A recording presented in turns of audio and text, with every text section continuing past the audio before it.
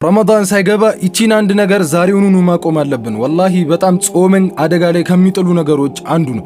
ይሄ ቪዲዮ ለብዙ ሙስሊሞች ማስጠንቀቂያ ስለሚሆን ሼር አድርጉላቸው፣ እንዲሁም ይሄን ቪዲዮ ሪፖስት አድርጉት። አብዛኛዎቻችን ረመዳን ላይ የምናደርገው ነገር ምግብንና መጠጥን ማቆም ነው ወይም አለመጠቀም ነው። ነገር ግን ሌላም አንድ ግዴታ ማቆም ያለብን ነገር አለ።